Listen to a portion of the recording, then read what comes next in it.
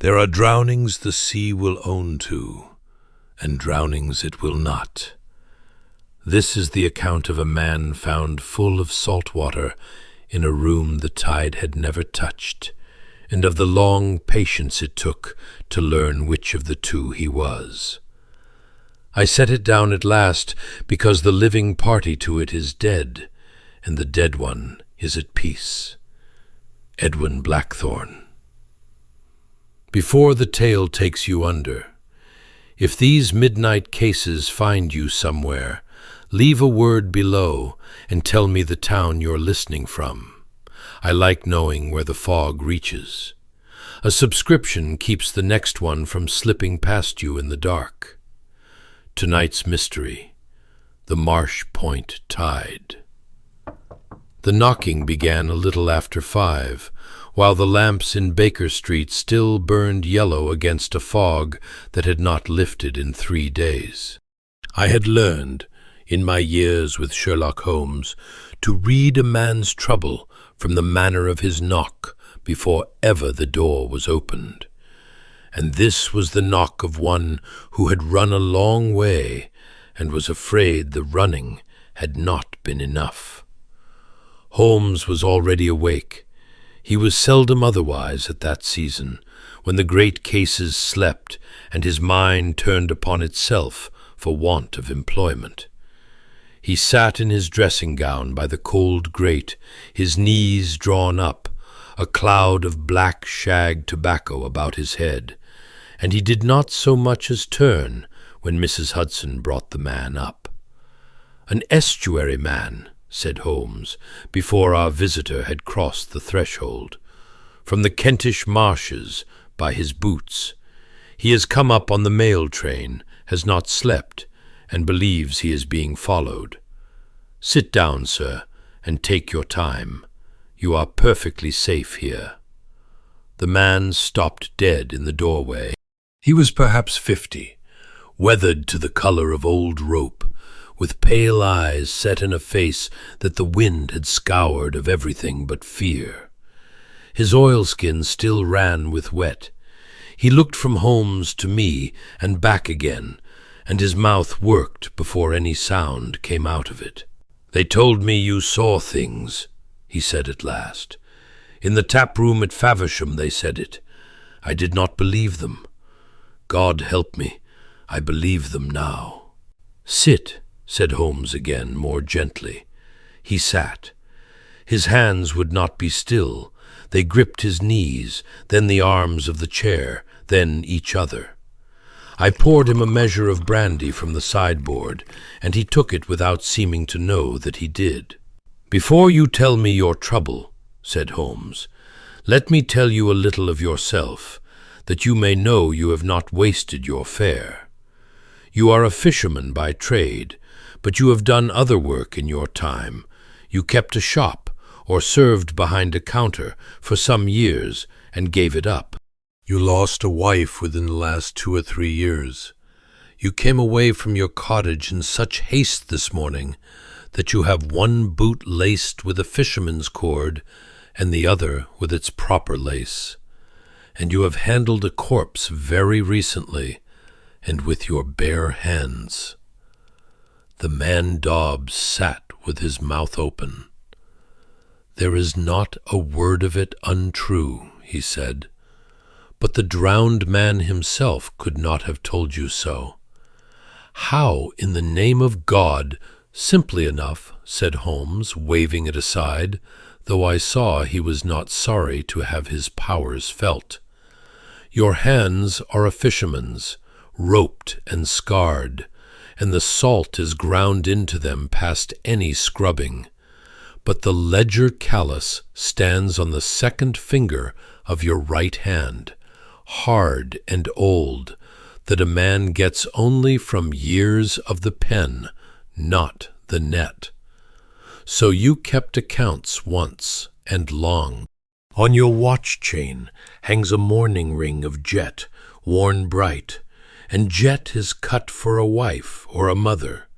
A man of your years wears it for a wife, and the brightness says the grief is not fresh, but not old. Your left boot is laced with tarred twine cut from a net, the right with a bootlace. A man does not lace so unless he dressed in the dark and in terror. And the backs of both your hands are chapped white and wrinkled at the knuckle, as hands are that have been a long while in cold salt water within the day. But you are dry now, and your sleeves are dry, so it was not your own boat that wetted them. You have been handling something in the water, or something wet from it, and pressing hard, for the marks run deep. A drowned man, Mr. Dobbs, is a heavy thing to lift. He leaned back. Now, your name and your trouble. Dobbs, sir. Ezra Dobbs. I keep a boat below Marsh Point on the Greta water, and I have kept it 30 years, and I have never in all that time asked a soul in London for anything. He drank. I am not a fanciful man, Mr. Holmes. You must understand that of me first. I do not hold with the tales. When they say the marsh is cursed, I have laughed at them. I laughed at them a week ago. And now you do not laugh. Now Josiah Wren is dead, said Dobbs, and I have seen how he died, and I cannot get warm. Holmes's eyes, which had been half closed, opened. It was a small thing, that opening, but I had seen it before, and I knew what it meant. The idleness had gone out of him between one breath and the next. "Tell me who Josiah Wren was," he said. "A surveyor, sir, a tide man. The Admiralty sent him down in the spring to measure the water over again, the channels, the depths, the times of the tides. The old tables were 40 years standing, and the sands shift, and the great steamers draw more water than they did, so they wanted the whole of the Greta measured fresh." Dobbs turned his glass in his hands. "He lodged at the Point these 3 months, a dry sort of man, close, always at his figures, not loved, but not hated. He kept to his work." "And he is drowned." "Drowned." The word seemed to cost him. 4 nights gone. They found him in the old watch-house on the Point, a little stone place, 1 room, up on the shingle bank above the tide line, where the Coast Guard used to sit before the new station was built. It has stood empty these 10 years. The door was locked upon the inside. The one window is barred. And Josiah Wren lay on the floor of it, drowned dead, with the sea-water standing an inch deep about him, and his lungs full of it. He raised his eyes to us, and there was something in them I have seen since only in men who have looked at a thing their reason could not hold. "Mr. Holmes, that floor is 9 feet above the high-water mark. The tide that night was a neap, a low tide, the lowest of the month. It never came within 40 yards of the door.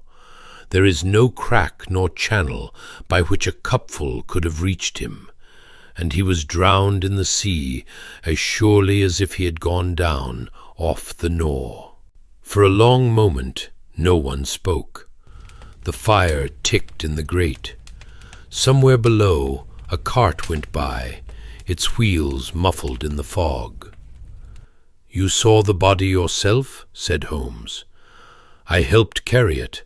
I put my own hand in the water on that floor, and it was salt, salt as the channel, and the door barred within, and the key in the lock on the inside, and no way under heaven for the water to be there."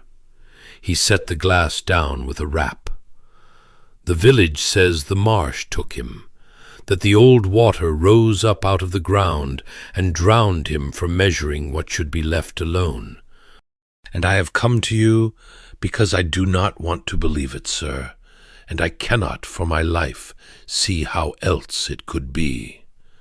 Holmes had risen while he spoke, and now stood at the window, looking down into the fog with his back to us, his long fingers laced behind him. "You said, when you came in, that you were followed," he said without turning. Dobbs went very still. "Since I left the Marsh. On the train I felt it. At the station this morning, a man behind me in the crowd, and when I turned, he was gone. I cannot swear to it, Mr. Holmes.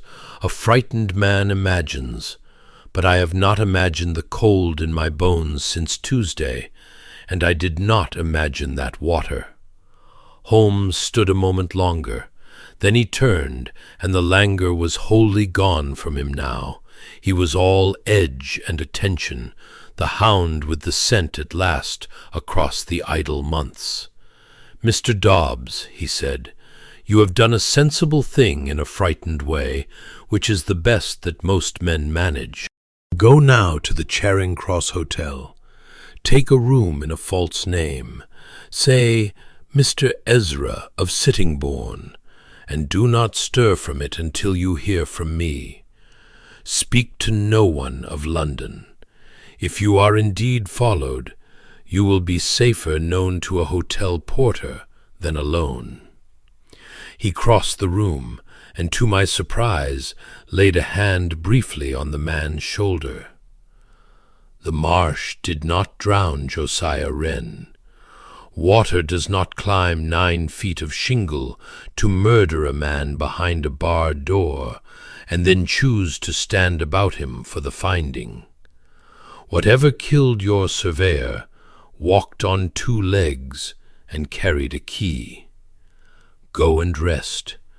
We shall come down to the Greta by the afternoon train." When Dobbs had gone, a smaller and steadier man than the one who had come up, Holmes stood over the cold hearth and filled a second pipe. "Well, Watson," he said, "what do you make of a drowned man in a dry room?" "I make nothing of it," I confessed. "If the water could not reach him, and he could not reach the water, then the water was brought to him," said Holmes, "or he was brought to the water. There is no third road. The rest is detail, and detail is the whole of the profession."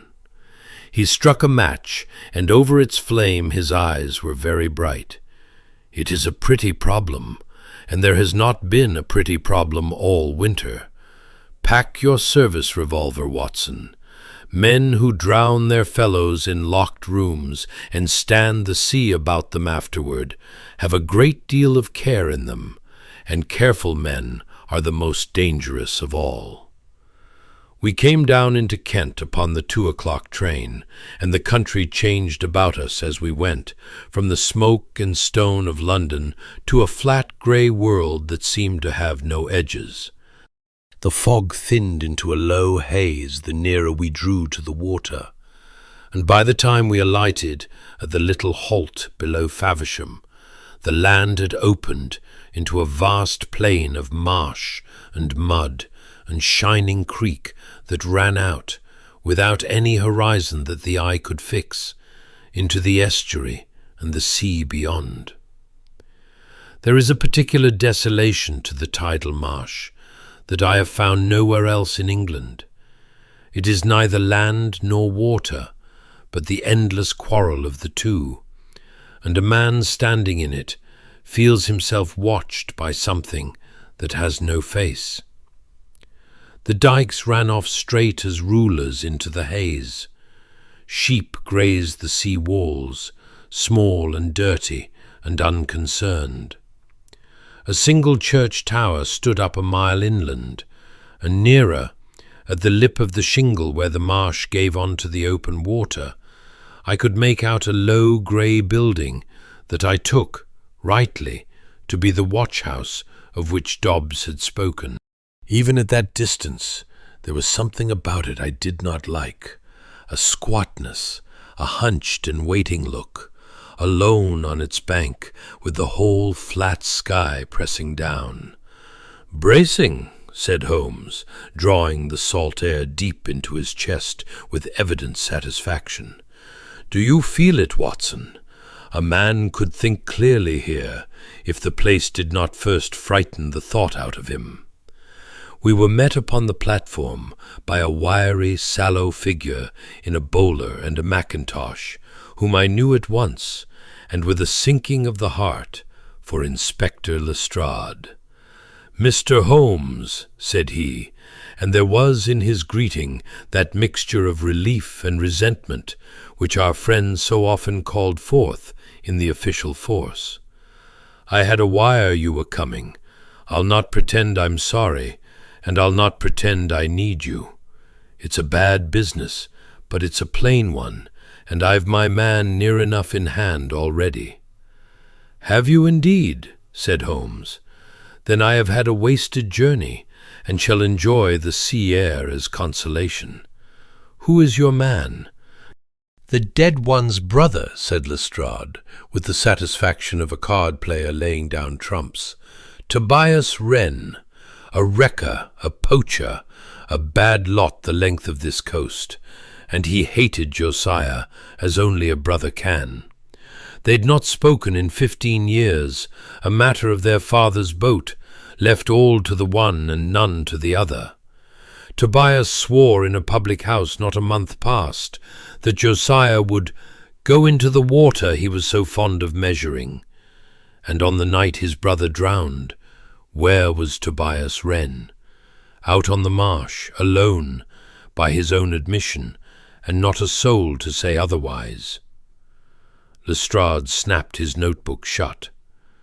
"There's your case, Mr. Holmes, curse or no curse. He knew the ground, he knew the old watch-house, motive, threat, opportunity. I want only to know how, and the how will come." "The how," Holmes agreed pleasantly, "will indeed come. It generally does. And until it comes, Lestrade, you have a man who hated the victim, and a locked room full of impossible water, and no thread between the two but your good opinion of your own instinct. Show me the watch-house." It was a walk of some 20 minutes out along the sea wall, with the marsh on our left hand and the falling water on our right, and the smell of the exposed mud rising rank and green about us. The tide was going out. I remember that Holmes remarked upon it, that the tide was on the ebb and would be low near midnight, as it had been low on the night of the death. I have crossed battlefields in my time and slept in worse places than most men care to imagine, and I am not, I hope, a fanciful companion. But there was that in the marsh, as the light failed over it, which worked upon me against my will. The sea-wall ran straight and narrow before us, a raised green thread between two desolations, and on either hand the flats stretched out into the haze, without a tree, a hedge, a wall, or any work of man to break them. The creeks lay in the mud like veins of pewter. Now and again a curlew cried, far off, a long falling note that the flatness carried a great way, and that seemed, each time, to come from just behind one's shoulder.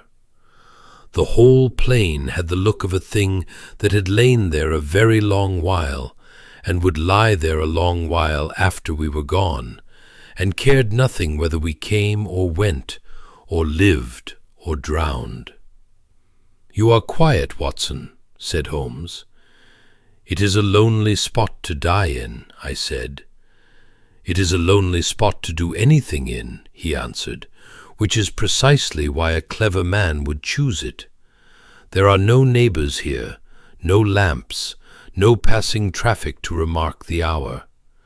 A place like this keeps its own secrets, because there is no one to tell them to.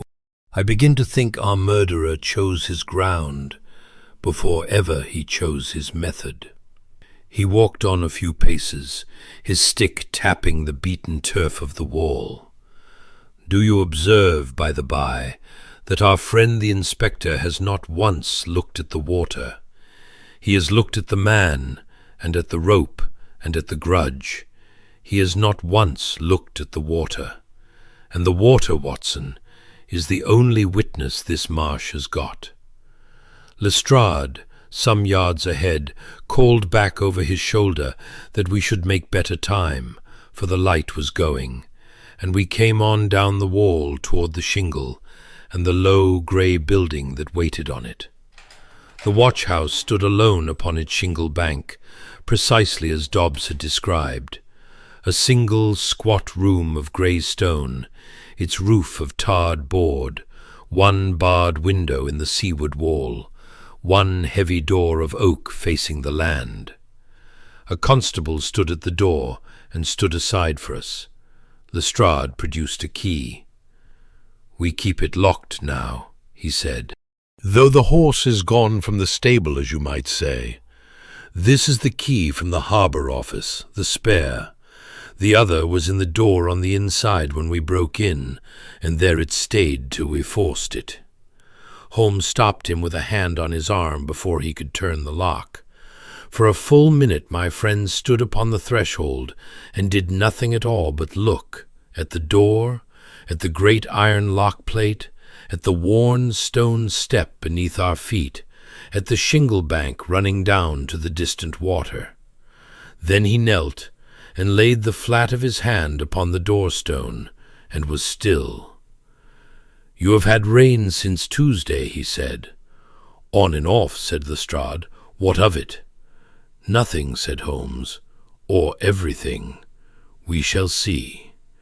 He rose and dusted his knee, and I saw that his face wore the particular blankness it took on when he had noticed a thing and did not mean to speak of it. "Open your door, Inspector." The room within was low and bare, and struck cold as a cellar. There was a plain deal table, a stool overturned upon its side, and upon the flagged floor a great dark stain, long dried now at the edges, but still damp in the hollows of the stone, that marked where the water had stood, and where the body had lain in it. The one barred window let in a grey square of light. The place smelled of stone and salt, and beneath that, faintly, of something older and greener that I could not name and did not care to. Holmes went over that room as I have seen him go over 100 rooms, and never tired of the watching of it. He crawled upon his hands and knees along the line of the dried stain. He took up a pinch of the whitish crust that rimmed it, and touched it to his tongue, and considered it a long moment with his eyes shut. He examined the barred window and the sound stone about it, and the door and its heavy Admiralty lock, and the flags of the floor one by one, tapping, listening. At the stain he paused longest of all, and bent his face close to the stone, and breathed in, and frowned. "Watson," he said quietly, "come and smell this." I knelt beside him and did as he asked. There was the salt, plain enough, but the thing I had expected, the live green reek of the mud and weed that hung over the whole marsh outside, that clung to Dobbs's oilskin, that filled the very air of the estuary, that was wholly absent. The salt of that floor was flat and dead and old. It smelled, if I may put it so, less like the sea than like a thing that had once been the sea and had been shut away from it a long while. "It is stale," I said, surprised. "The water outside is alive with weed. This is—" I sought the word. "This is stagnant. Kept." Holmes said nothing, but he looked at me with a flash of the warm approval he so rarely showed, and I knew I had said the thing he had smelled himself, and not yet chosen to name. "Interesting," was all he said, rising, brushing the salt from his fingers. "Merely interesting. Say nothing of it yet." He turned to Lestrade, who stood in the doorway with the air of a man watching another man make work for himself. "The door was barred within, you say, the window barred and whole, the walls sound, the floor sound, and a drowned man on the flags of it.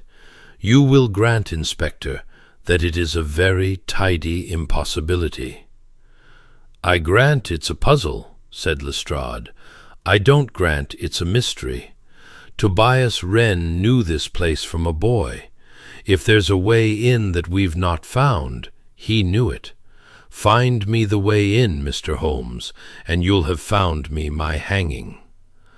"I shall find you the way in," said Holmes, and stepped out again onto the shingle, into the falling grey light, and stood looking down the long bank to where the sea drew back from the land, inch by inch, minute by minute, exactly as it had drawn back on the night that Josiah Wren was drowned in a room it could not reach. "But I very much fear, Lestrade, that it will not hang the man you want." The village of Marsh Point was no more than a straggle of a dozen cottages, a chandler's, and a public house called the Anchor, set back from the water where the sea wall met the road. We put up at the Anchor, and it was there, over the course of that long grey afternoon and the evening that followed, that Holmes drew out of the marsh folk the shape of the dead man and the dead man's brother. They spoke of Josiah Wren with the guarded respect a village keeps for a man who has taken its money and given it nothing of himself. He had lodged with the widow Sennett at the far cottage, kept his own hours, walked the sea walls at all times of the tide with his instruments upon his back, and set down his figures by candle far into the night. He asked no questions that were not about the water. He drank alone. In 3 months, not a soul at Marsh Point had learned where he came from, nor whether any living thing loved him. Of Tobias they spoke very differently, and with the relish that men keep for a neighbor gone to the bad. Tobias Wren lived alone in a hovel out along the eastern wall, took eels and wild fowl that were not his to take, and was suspected the length of the coast of worse than poaching, of a lantern shown on a bad night to bring a coasting brig on to the sands, though nothing had ever been proved. He was a big, black, silent man who came into the Anchor to drink and not to talk. And it was true, they said, that he had hated his brother. The quarrel was 15 years old, and concerned their father's fishing smack, the Providence, left whole to Josiah, who had promptly sold her, and not a farthing nor a plank of her to Tobias, who had worked her since a boy. Tobias had never forgiven it. And yes, here the landlord lowered his voice, though there was no one to hear.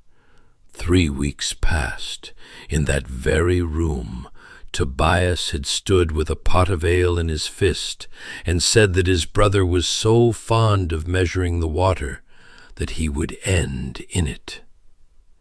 "And where was he that night?"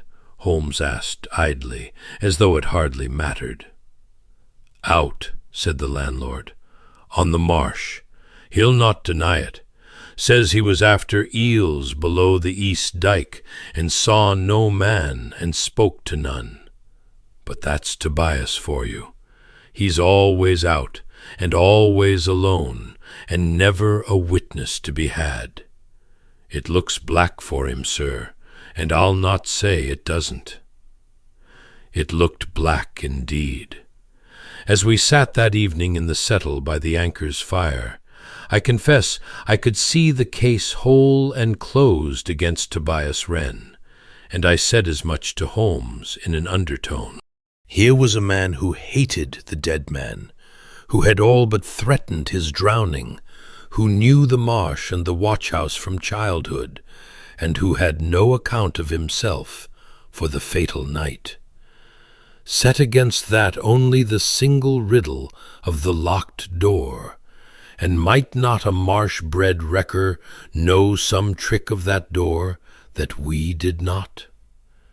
Before he answered me, Holmes went that evening to the far cottage where the dead man had lodged, and took me with him, and it is that visit, more than all the testimony of the tap-room, that fixed Josiah Wren in my mind as a living man and not a mere name upon a coroner's paper. The widow Sennett was a spare, upright woman of 60-odd, dressed in the rusty black of a long widowhood, who received us in a kitchen scrubbed to the bone, and offered us nothing, for she had nothing, and was too proud to pretend otherwise. She had let her back room to the surveyor these 3 months, and she spoke of him with the flat, unsentimental respect of a poor woman for a lodger who paid on the day and gave no trouble. He was no company, she said, if that's your asking. Sat up there with his candle and his figures till all hours. But he was clean in his ways and quiet in his boots, and he never once looked at me as though the rent were charity. She folded her hands in her lap. I'll not weep for him, sirs, for I did not know him well enough, and I'll not make a show I don't feel. But I'll say this much, he was a lonely man. A man measures the sea for company, I think, when he's none other, and whoever put him in that water did a wickedness, curse or no curse, and I hope they swing for it. Holmes asked very gently whether we might see the room. She took us up. It was small and cold and painfully neat, a bed made square as a soldier's, a deal table beneath the window, and upon the table, exactly as the dead man had left it, the tools of his trade. A brass sextant in its case, a drawing board with a half-finished chart pinned upon it, and a little rack of the oilcloth field books ranged in order, each stamped upon the spine with its month. The inspector took the last of his papers off to the office, said the widow, saying they were but numbers. These he left. I've not touched them. She hesitated. It seemed, I don't rightly know, it seemed his. Holmes stood a long moment over that table without laying a finger upon it, and there was in his stillness something I can only call respect for the labor of the thing, the patience of it, the ordered loneliness of a man who had set down the truth of the water night upon night, with no soul to read it but himself. He was a careful man, said Holmes at last, very low. Careful men are seldom loved, and seldom wrong. Someone, I think, found his care inconvenient. He turned to her. The great butt below your waterspout, Mrs. Sennett, the barrel by the door. Is it your own? It was, she said, surprised into a longer answer. Filled at the springtide a month gone, for the pickling. But it's gone from me now. Mr. Ormsby's man came a fortnight since, and said the office had need of a sound butt, and would I lend it, and they'd send me another in its place. Rolled it off on a barrow, he did. A civil enough favour I took it for. She frowned. Why should you ask after an old woman's barrel, sir? Idle curiosity, said Holmes, in a voice from which every trace of idleness had gone. It is a failing of mine. You have been most kind, and I am sorry to have troubled a house of mourning. We came away in silence, out under the wide, darkening sky, and walked a little along the wall before he spoke again. There, Watson, is your victim," he said. "A lonely, exact, unlovable man who gave the whole of himself to getting the truth of the sea right, and was murdered for the one virtue the world could least forgive in him, that he would not let a lie stand in his figures. I find I mind his death the more now that I have stood in his room, and I mind very much indeed that a barrel was carried off from a poor widow's door a fortnight before a man was drowned in one." He walked on a little. "But you have forgotten the water." "The water?" "The water was stale, Watson. Kept. You said it yourself, and your nose did not lie to you. Now consider." He leaned toward me, and his voice dropped so that the Marsh men at the bar should not catch it. "The sea outside this window is alive. Weed, mud, the green stink of the living tide. Had a man been drowned in that water and carried to the watch-house, the water on that floor would have carried the marsh in with it, but it did not. The water that killed Josiah Wren was old water, salt water that had stood shut away from the sea long enough to go flat and dead. Ask yourself where, upon a living estuary, a man keeps a quantity of the sea imprisoned until it forgets what it was. I could not answer him. "Neither can I," said Holmes, "yet. But I know now that I am not looking for a trick of a door. I am looking for a vessel." He rose and stretched, and for a moment the firelight caught the hard, gaunt lines of his face. "Tobias Wren threatened his brother with the water, but whoever drowned Josiah Wren did it with the sea kept in a barrel. That is a very different sort of mind, Watson. That is not the mind of a man who lashes out in an old grievance. That is the mind of a man who plans a killing weeks ahead and dresses it as a curse. I begin to find our surveyor's murderer more interesting than his brother." In the morning Holmes returned to the watch-house alone at first light, and I with him, while the village slept and Lestrade snored at the anchor.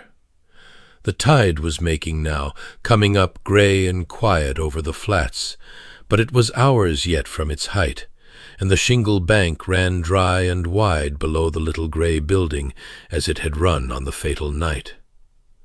Holmes went straight to the door and knelt again upon the threshold, and this time he beckoned me down beside him. "The rain," he said. "You recall I asked Lestrade of the rain. Look here, Watson. This door-stone is dished, worn hollow in the middle by 200 years of Coast Guard's boots. When it rains, it holds the wet as you see it holds it now from the shower before dawn. Now, if the sea rose into this room from without, by flood, by freak, by any natural road, it must have crossed this stone to reach the floor within. It must have stood on this threshold and run over it. And a stone that has been under salt water does not dry as this one has dried. It keeps its rime, its whitening. Taste the crust in the doorstone's hollow." I did. It was rainwater, soft, faintly earthen, without a grain of salt in it. "The sea never crossed this threshold," said Holmes, rising, his eyes alight. "The floor within was flooded. The stone without is clean. Water that comes up into a room comes in at the door. This water did not. It was already within when the door was shut. Do you see it, Watson? The drowning did not happen where the body was found. The body, and the water with it, were brought to that room, and the door barred upon them from within, by a man who then let himself out, and locked it after, with a second key. But the door was barred on the inside, I protested. The key stood in the lock within when they broke in. So it did, said Holmes softly. So it did. And that is the one truly clever thing in the whole of this business, and I have not yet the whole of it. He did not come to it easily, and I will not pretend that he did, for it would wrong the truth of the case to make his reasoning run smoother than it ran. He was near an hour at that window before he would let it go. The single square of iron bars stood in the seaward wall, and Holmes had persuaded himself, for a while, that there lay his road, that the water might have been poured in from without, through the bars, by a man standing on the shingle, and the door business a mere flourish after. He fetched a pail from the boat by the wall, and filled it at the creek, and made me hold it to the bars, while he knelt within with his candle, and we poured, and watched where the water went. It ran down the inner face of the wall, and spread thin upon the flags, and stood nowhere. And worse, it carried the green live reek of the creek in with it, and stained the stone beneath the window with a wet dark tongue that pointed plainly to its source. "No," said Holmes, sitting back on his heels, vexed. "No. Had it come through the window, the flooding would lie heaviest beneath the window, and it does not. The old stain lies to the center of the room, about where the body lay, even and deep, as water lies when it is set down in quantity all at once, and not poured in through a grating from one side. And the creek water fouls the stone, as the killing water did not. I was wrong, Watson. The window is nothing. It was a pretty idea, and the floor has refuted it." He got to his feet and dusted his knees, and I saw that being wrong had not soured him, but sharpened him, as it always did. There is a discipline in it, you know. A man must be willing to drown his own best notion in the creek and watch it stain the wrong stone. Very well, not the window. The door, then, and only the door, and the door was barred within.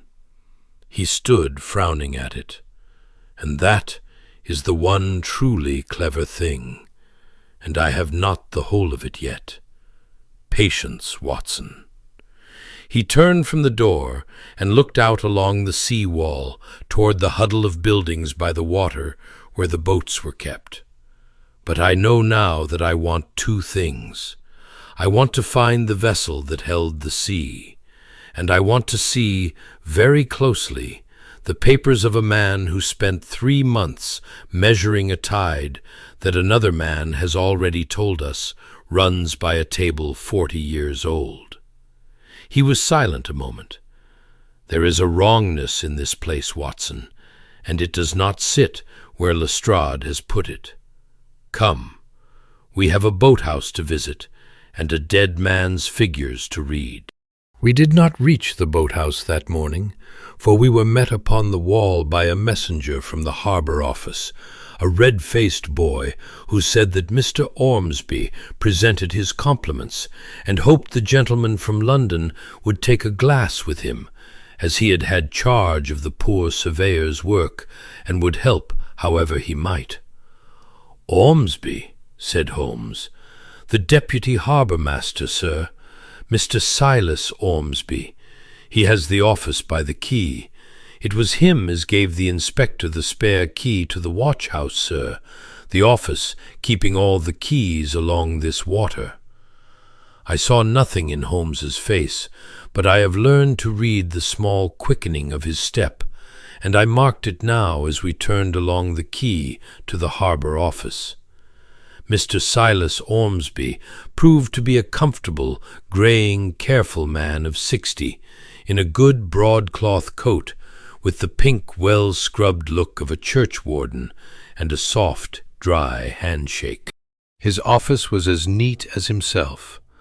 The walls hung with charts of the estuary, a great brass-bound tide clock ticking in the corner, ledgers ranged upon their shelves by the year.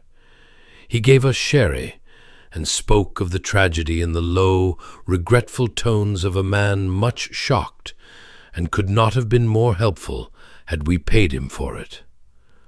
"A dreadful thing," he said, "and a dreadful thing for the office, Mr. Holmes, for we had the charge of him, in a manner of speaking.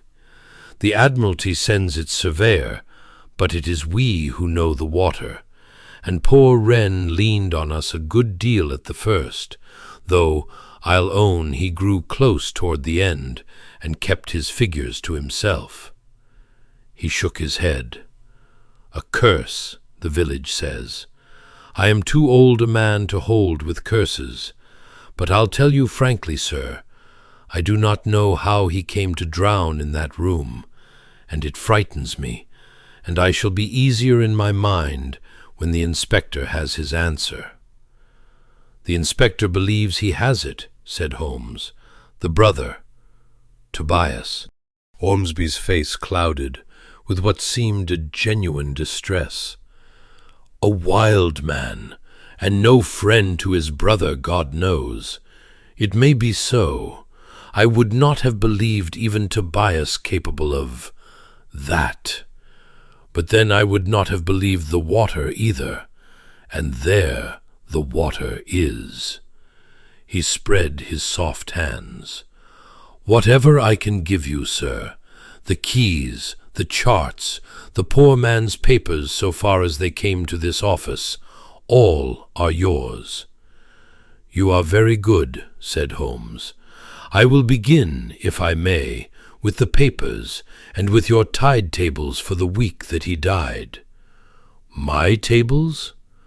A very small pause, so small that I should not have caught it had I not, by long habit, been watching for exactly such things. Then Ormsby smiled and reached for a ledger. "Of course, though I fear they will tell you little. The tide that night was a neap, the lowest water of the month. It is why the thing is so strange, sir. On no reading of the tables did the sea come within 40 yards of that door." "Just so," said Holmes, taking the ledger, his voice all gentle courtesy. "It is precisely the tables that never lie, which I find I most wish to read."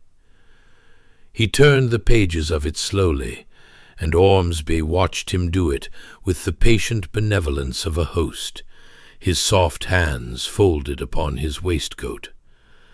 I could see nothing in the columns but rows of figures, but Holmes seemed content to dwell upon them, and presently he looked up. "Wren came often to this office at the first, you said, and grew close toward the end. When did the change come in him?"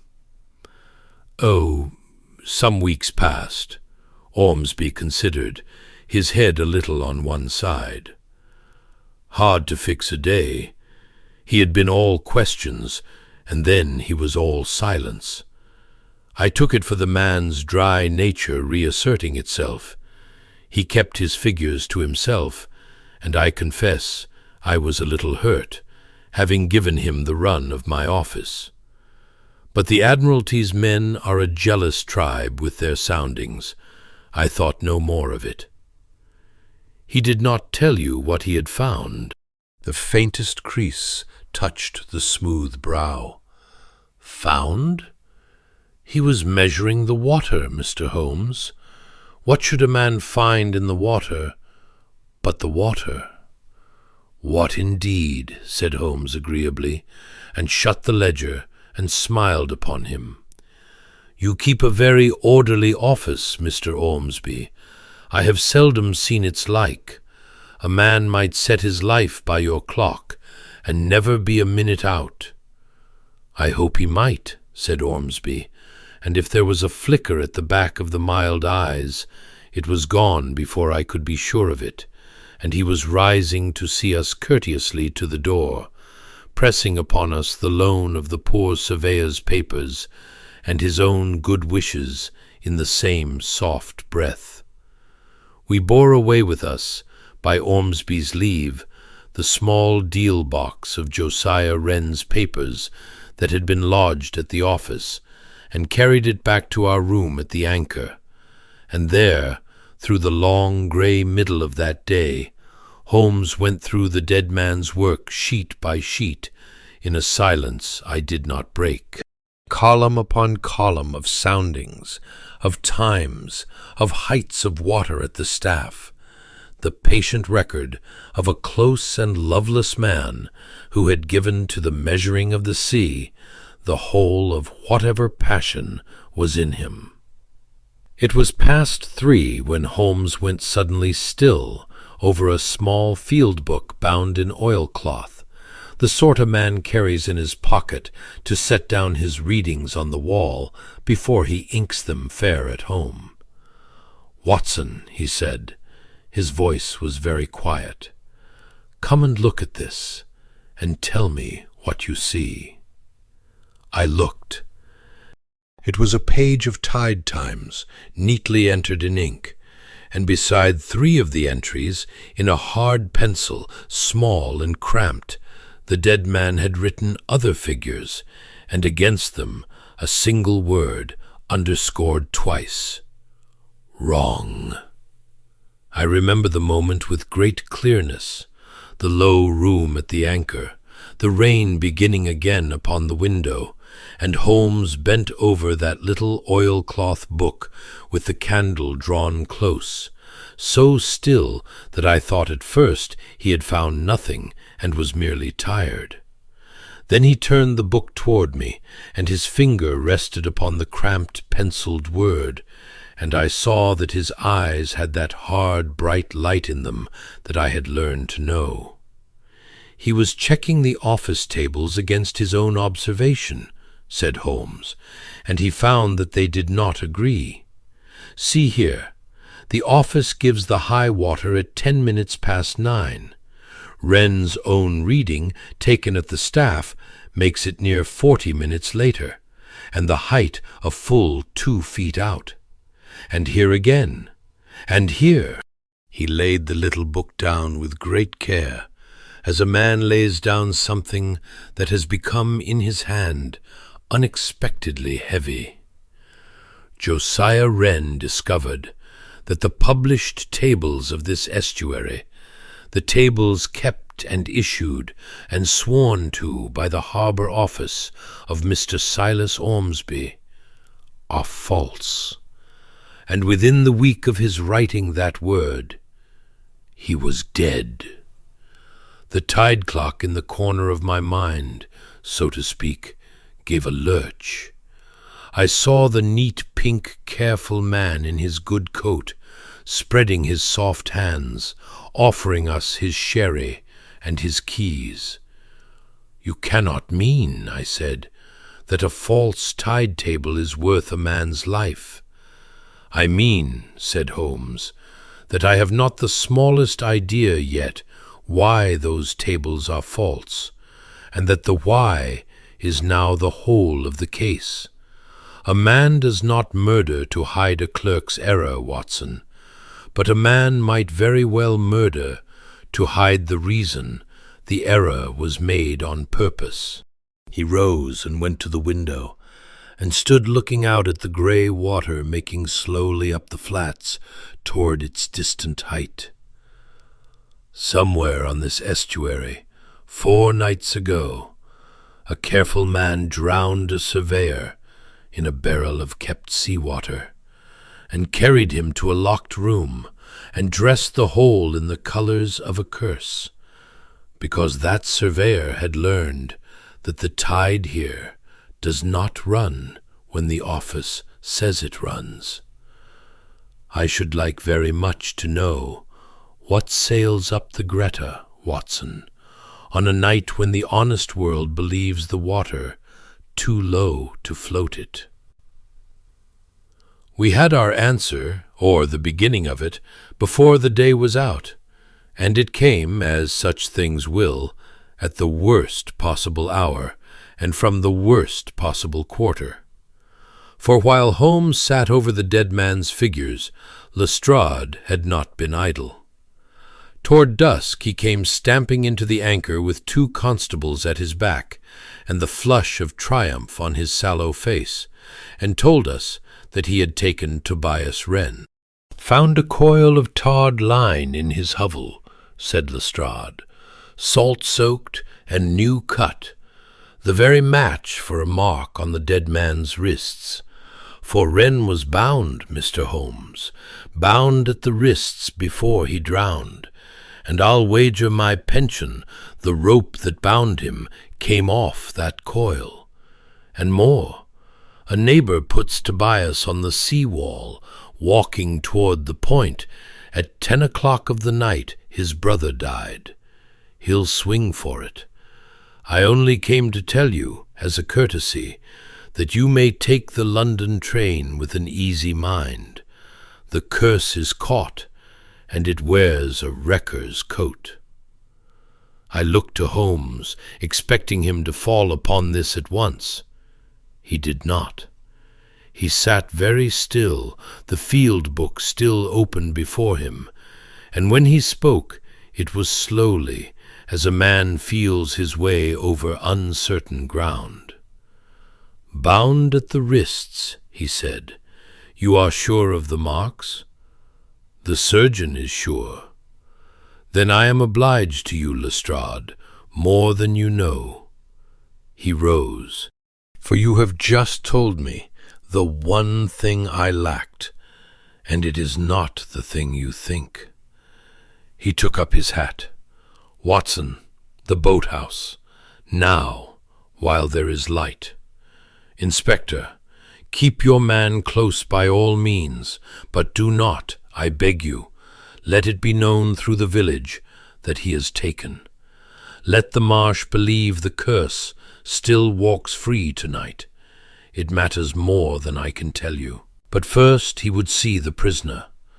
Lestrade had him under guard in the back room of the Anchor, and thither Holmes went, and I with him, and I own I looked on Tobias Wren with a good deal of curiosity, for I had heard him spoken of all day as one hears of a beast rather than a man.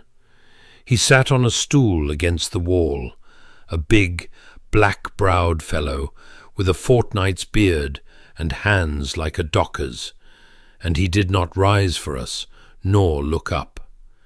There was a sullen, animal patience about him, the patience of a man who has been ill-used by the world so long that he no longer troubles to protest it. Holmes drew up a chair and sat across from him and studied him a while in silence. "They tell me you threatened your brother," he said at last. "So I did." The voice came up out of him slow and heavy, without much interest. "In drink. I said he'd end in the water. So he has. That'll hang me, I don't doubt. It's the way of it. Where were you the night he drowned?" "On the East Flats, after eels. Alone, as I'm always alone. There's no man to speak for me, and I'll not beg one to lie that I was elsewhere." He raised his heavy eyes for the first time, and there was in them not fear, but a kind of tired contempt. "You're the London man. You'll be as glad to hang me as the rest. Josiah had the boat and the schooling and the good coat, and I had the Marsh and the bad name. And now he's dead, they'll settle the whole of it on me, and call it justice. I've known it since I was a boy. It don't surprise me." "Did you hate him?" said Holmes. Something crossed the man's face then. the first thing in it that was not stone. "Aye," he said low, "God forgive me, I hated him living. He took the providence that was as much mine as his, and sold her out from under me, and never so much as wrote me a line. 15 year I hated him." He looked down at his big hands. "But I never wished him that. A man may hate his brother, and not want him bound and put under the water like a sack of kittens. There's them as won't credit the difference, but there it is." He fell silent, and then added, half to himself, "I'd have took him back, if he'd asked. That's the joke of it. He never asked, and now he never will, and I'm to hang for wanting him to." Holmes sat looking at him a moment longer. Then he rose, and did a thing I had not expected. He laid his hand briefly on the big man's shoulder, as he had done that morning to Dobbs. "You will not hang, Mr. Wren," he said quietly. "Not for this. You have my word upon it, for what a stranger's word is worth." And he went out. In the passage he stood a moment, and his face was grim. "There, Watson, is what a hurried hanging looks like from the inside," he said.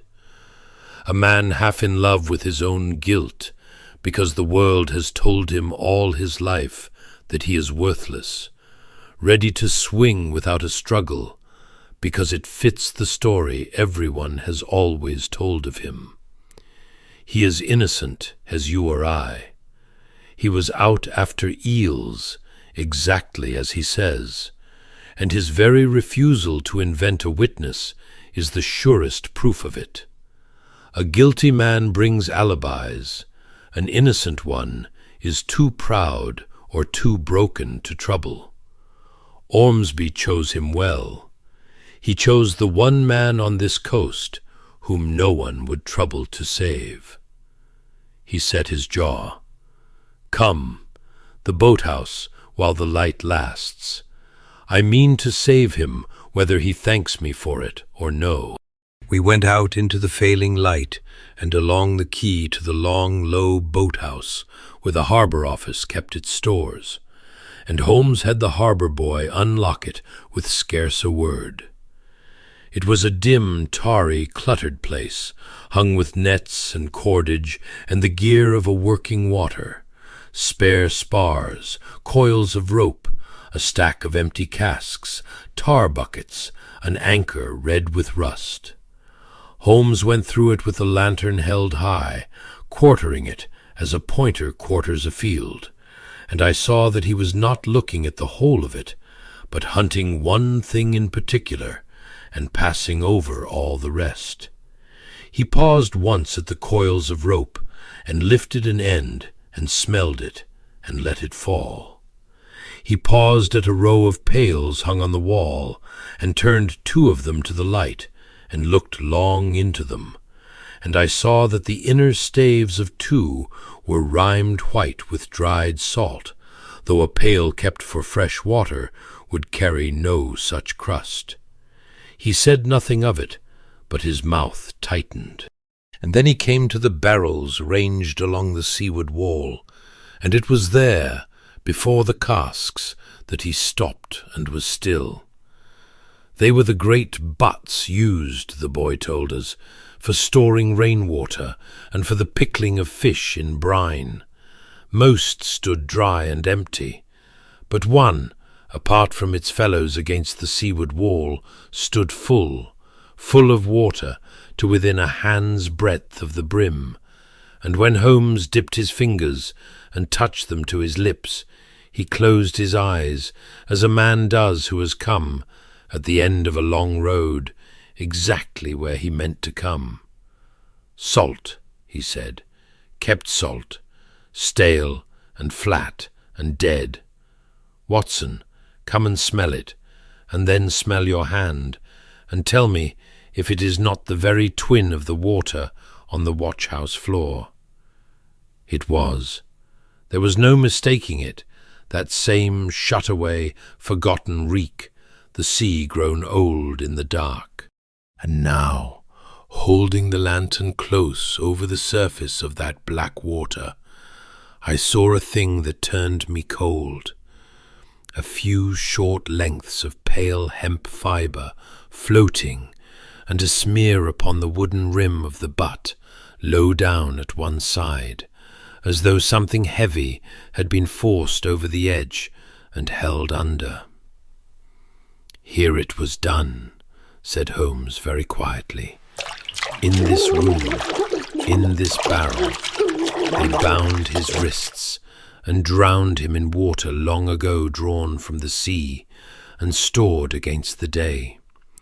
Then the body was carried out along the wall to the watch-house, and the same stale water carried after it in pails to stand about him on the floor, so that a drowned man should be found 9 feet above the tide, and the Marsh should take the blame." "The pails," I said, understanding at last why he had turned them to the light. "The salt-rimed pails on the wall yonder." "The pails," he agreed. "A man may wash a pail, Watson, but he cannot easily wash the memory of salt out of the wood, and a pail that has carried the sea will tell you so for weeks after. 2 of those have carried it lately, and often. They fetched the widow's Dead Sea from this barrel to that floor, a bucket at a time, in the dark, along the top of the wall, while the honest Marsh slept. It would have taken an hour, perhaps, and a strong back, and a very cool head. He had all 3. He straightened. "It is the cruelest and the coolest thing I have met in a year of murders. And it was not done by a wild man in an old rage, Watson. It was measured. It was surveyed. It was done by someone who could come and go from this office and its stores as he pleased, and who held the second key to that watch-house door." "Ormsby," I said. "Ormsby," said Holmes. "But we shall not take Silas Ormsby on a smell of salt and a floating thread, for no jury in England would hang the churchwarden of Marsh Point upon such fancies, while a wrecker with a rope stands ready to their hand. No, Watson, a man who has planned so long and so cold will not be argued into the dock. He must be shown the thing he thinks safely drowned, and to show it him I must first understand the last of his cleverness, the door that was barred upon the inside by a man who was never in the room."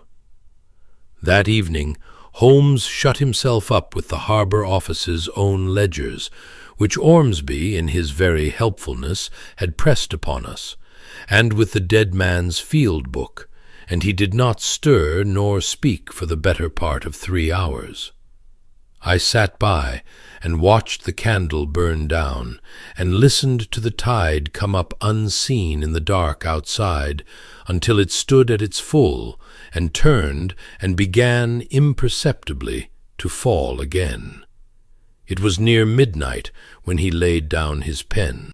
"I have it," he said, "all of it. And it is beautiful, Watson, in the way that a thing built by a patient and a wicked mind is beautiful, and I could almost be sorry to break it." He turned the field book toward me. "Look." Wren found the office tables 2 feet high and 40 minutes slow, always in the one direction, always to make the honest world believe the water lower and later than it truly ran. Now why should a harbour-master publish a tide lower than the truth?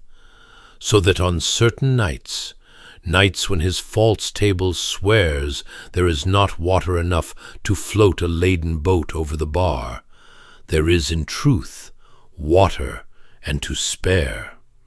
On those nights, Watson, a vessel that the whole coast believes cannot come in, comes in.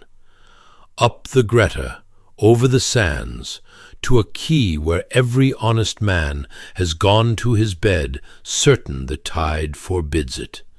Smuggled goods, or worse. I do not yet know what Silas Ormsby has been landing on his private tide. But I know that Josiah Wren, measuring the true water, was 3 days from publishing a corrected table that would have shut that secret door forever, and so the door was shut upon him instead. "And the locked room?" I asked. "The key on the inside?" Holmes smiled, and it was not a warm smile. "The oldest trick of the honest key, Watson, and the boldest. Consider. The watch-house has an Admiralty lock, and of that pattern the Harbour Office holds the only duplicates. Ormsby told us so himself, in his frankness, never dreaming we should turn it against him. He carried the body in. He set the dead man's own key upright in the lock upon the inside, Wren's key from Wren's pocket. Then he drew the door to from without, and, with a length of the very tarred line he had left in his victim's hovel to damn the brother, he turned that inside key from the outside. I did not follow him, and said so. "A loop of stiff line," said Holmes patiently, "passed about the bow of the key before the door is closed, and led out under the door or through the great old keyhole. Draw upon the one end, and the key turns in the ward, shooting the bolt, and the door is locked with the key standing in it upon the inner face. Then a steady pull upon the other end, and the loop slips free and comes away under the door, leaving all fast within and no man near. It is done by cracksmen the world over, and any harbour master who has watched a customs seal set knows the way of it. When Lestrade broke in, he found the key within, the door barred within, and never thought to ask whether a barred door must have a living man behind it to bar it. Ormsby did not need to be in that room. He needed only a string, a still night, and the certainty that a frightened village would cry curse before ever it cried murder. "I do not follow you still," I confessed, though I am ashamed to say it. "Show me the thing itself, Holmes, or I shall never rest." "I will do better than tell you," said he. "I will show you, at the door where it was done. For a thing seen is worth a chapter of my talking. But it must be tonight, before we watch the key, for we shall be busy after." We took a lantern and a length of stout waxed line from the boathouse, and went out along the black wall to the watch-house, and there, by the light of the shuttered lamp set on the door-stone, Holmes made me stand within the little room, while he stood without, and he talked me through every motion of it aloud, that I should miss no step. "Set the key upright in the lock, Watson, on your side, the inner side. Good. Now pass me the end of the line beneath the door." I did so. There was a full inch of clearance beneath the old warped oak, and the line slid under it easily. "You feel me take it. I have looped it now about the bow of the key, on your side, though I stand on mine. I lead it up and over the top of the key and down, so that the two ends both run out under the door to my hand. Say when the loop sits true." "It sits true," I called. I could see it plainly by the lantern. The doubled line laid over the standing key, both ends vanishing beneath the door to where Holmes knelt in the dark outside. Now close the door upon yourself and stand clear." I drew the heavy door to. It shut me into blackness but for the grey bars of the window. And then I heard and felt through the flags the small grate of the key turning in the ward, turning, though no hand within had touched it, and the solid double knock of the bolt shooting home. I was locked in. The key stood in the lock on my side of a door, barred from my side, and there was no living soul in the room but myself. "Now hold your breath," came Holmes's voice, muffled from without, "and listen." A pause. Then the faint hiss of the line drawing through, one end of it pulled steadily, and a soft slither as the loop let go of the key and came away, snaking out under the door into his hand, until nothing of it remained within at all. I opened the door upon him where he knelt on the shingle, the coil of waxed line gathered in his fist, and his eyes bright in the lantern light. "You are locked in from within," he said, "and I stand on the shingle with the only thing that did it wound about my hand, and in the morning I drop it in a wrecker's hovel. There is your curse, Watson. There is the whole miracle of the barred door. A string, and a still night, and a village that would rather believe in a risen sea than in the man who says good morning to it in church." He rose, brushing the salt from his knees. "I have known cracksmen do it to a jeweller's strong-room.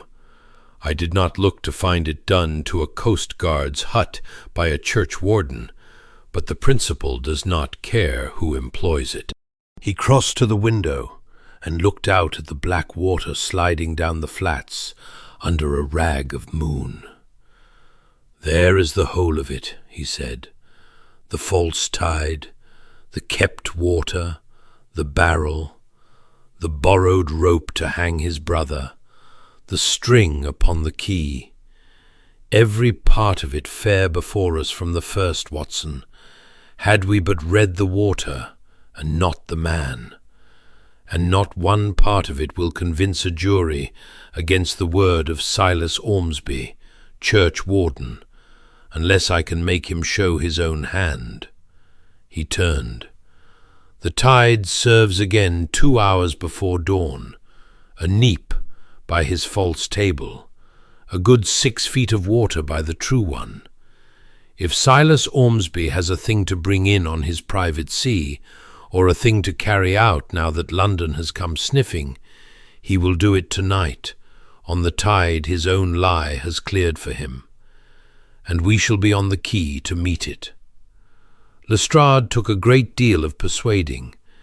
To his mind the case was closed, and the man in it, and to sit all night in a cold shed on the strength of a smell of stale water and a theory about a string seemed to him, and he said so plainly, the act of a gentleman with more cleverness than sense. But Holmes had one argument the inspector could not answer, that if he were wrong, Lestrade lost only a night's sleep, and if he were right, Lestrade had prevented the hanging of an innocent man, and taken the true one red-handed in a second crime. Put so, it was a wager no officer could refuse, and a little after 11 the 3 of us stole down to the boat-house and let ourselves in among the casks. We lay that night among the empty barrels, Holmes and Lestrade and I, with the lantern shuttered and the great seaward door drawn to but for a hand's breadth, and through that gap we watched the quay and the black water beyond. It was bitter cold, the deep marrow cold of a marsh in the small hours, that no coat will keep out, because it comes up out of the ground and the water rather than down from the sky. We dared not move nor speak above a breath. Beside me I could hear Lestrade's teeth, and now and then the small creak of Holmes shifting his cramped legs. But for the most part there was only the sound of the tide. And the tide was the thing I have never forgotten. It came up in the dark, silent and strong, and quite invisible, and we knew it only by its voice, a soft, ceaseless, sucking whisper among the piles of the quay, a chuckle and a slap that rose by inches as the hours went by. The office swore that water too low to float a laden boat, yet I lay and listened to it climb and climb and climb up the green weed of the quay wall, until, by 2 of the morning, it stood brimming and full, not a foot below the stones, exactly as a dead man's pencil had foretold, and a living man's ledger had denied. There is no witness in the world, I thought, so patient or so damning as a tide that will not lie. Josiah Wren had trusted it, and it had cost him his life, and now it was rising in the dark to hang his murderer, and it took no more notice of the one office than of the other. "He will come on the last of the flood," breathed Holmes, so low I felt rather than heard it, "while the water still serves to lift him over the bar, and turns in time to carry him out again before the light. Watch the channel, Watson, not the quay, the channel." A little before 3, a light showed far out on the water. A shrouded lantern dipped once, and after a moment twice. My heart went hard against my ribs, and presently, ghosting up the very channel that every honest chart in Kent swore lay dry as a road, without a creak of rowlock or a splash of oar, there came a boat. She came to the quay without a sound, and a man stepped from the boathouse shadows to take her line, and the lantern of the boat fell for one moment upon his face. It was Silas Ormsby, not pink and comfortable now, but sharp and quick and cold, a wholly other man, directing in a hard, low voice the landing of a row of small, heavy kegs, and, after them, a single long roped case that 2 men bore between them with great care. I never learned all that was in that traffic, though what I saw of it later in the customs shed spoke of French brandy untaxed, and of rifles that had no business on an English shore. It does not matter to my tale. What matters is that Silas Ormsby stood upon his own quay in the dark, over goods that no man could explain, on a tide that by his own published word did not exist, and it was then that Holmes flung back the shutter of the lantern and stepped out into the light of it. "A high tide, Mr. Ormsby," he said, "on a night your tables call a neap." Josiah Wren remarked upon the same discrepancy. I believe it cost him his life. I have seen men taken in the moment of their guilt, and it is seldom the loud thing the stage would have us think. Ormsby did not cry out. He stood quite still among his kegs, and I watched the churchwarden's mask come down over the cold face and settle, and when he spoke, his voice was almost gentle. "You are a clever man, Mr. Holmes," he said. "I knew it when you asked for the tables. I have had 4 days to be sorry I gave them you." His eyes went once to the black water, once to Lestrade's constables closing quietly upon the quay behind him, and I saw him weigh his chances and find them gone. Well, it was a good tide while it ran. "You drowned him in the barrel yonder," said Holmes, "and carried the water after him to the watch-house, and turned his own key from without with a string, and left a rope in your smuggler's hovel to hang his brother in your place. Have I the shape of it?" For a moment I thought he would deny it all, brazen it out, play the churchwarden wronged, and against a lesser accuser he might have carried it, for the mask was very good. But Silas Ormsby looked from Holmes's face to the dark goods at his feet, and then out at the high, impossible tide brimming against his own quay, and I watched him understand that the water had beaten him, and that there was no lie left worth the telling. "You have the shape of it," he said, and it came out of him without heat, almost with a dreadful pride, as a craftsman owns his work. He would not be bought, you understand. I offered him money, a great deal of money, more than the Admiralty would pay him in 10 years, and he looked at me as though I had offered him something unclean. A dull, close, righteous man. He had measured the truth of my water, and he meant to print it, and printing it, he would have hanged me as surely as I shall now be hanged. So I measured him. "The barrel," said Holmes. "The widow's barrel, filled at the springtide and standing by her door." Something moved far back in the mild eyes. I marked the day I passed it, how the sea shut up in it had gone flat and dead, and the thought came to me whole in a breath, as such thoughts do, that there is a drowning which need not wait upon the tide. I had my man fetch it to the store on a pretext, and there it stood, a private sea, against the night I should need it. He said it as a man might describe the sitting of a clever accounts, and I confess the flesh crept upon me to hear murder spoken in the voice of bookkeeping. As for Tobias, a wrecker, a poacher, a bad life and no loss to the world, and a length of his own trade's rope so ready to my hand, he had all but hanged himself in the tap-room already. I did but tie the last knot for him. He was silent a moment. I am sorry for the brother. I find I am not sorry for the surveyor, and I have examined myself upon it, and it is so. "You would have let an innocent man swing," I said. I could not keep it in.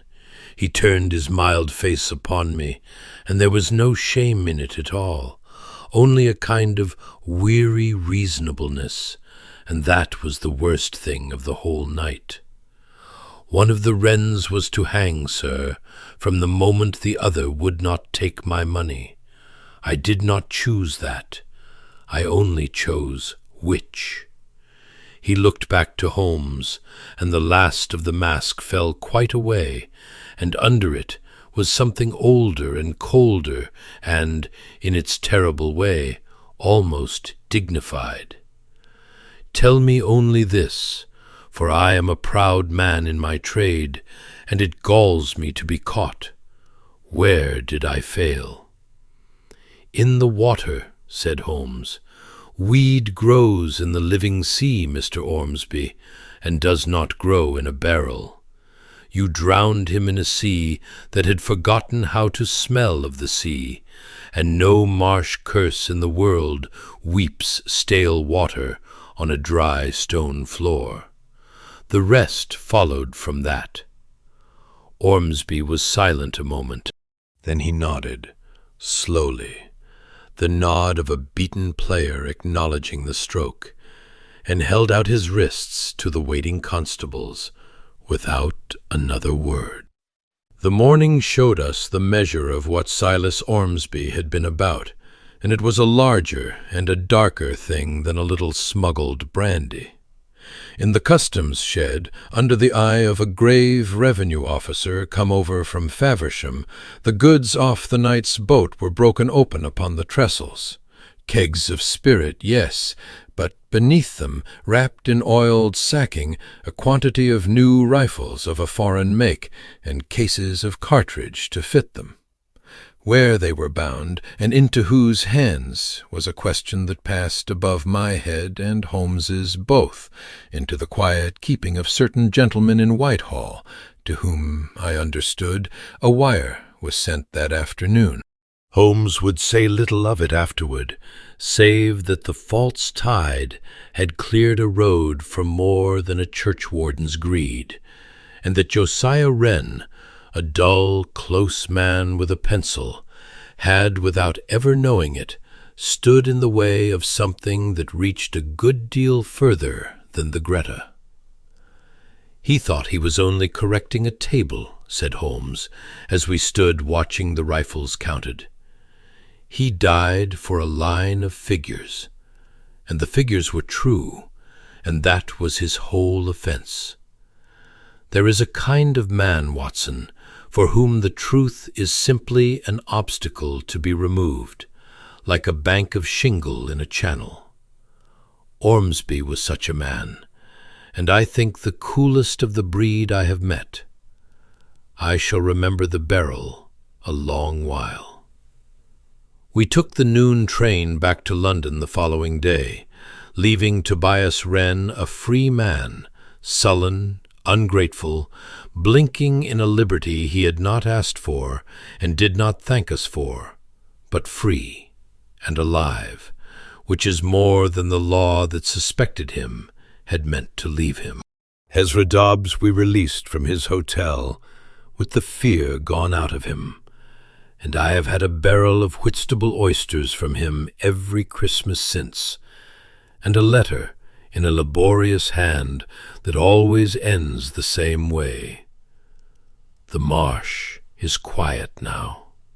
The fog had followed us up from the coast, and lay over the river as we crossed it, and Holmes was quiet a long while watching it. "It troubles me a little, Watson," he said at last, "how near that string came to hanging the wrong man. A rope in a poacher's hut, a threat in a public house, a face the village had already decided upon. Lestrade had all he needed, and Lestrade is not a fool.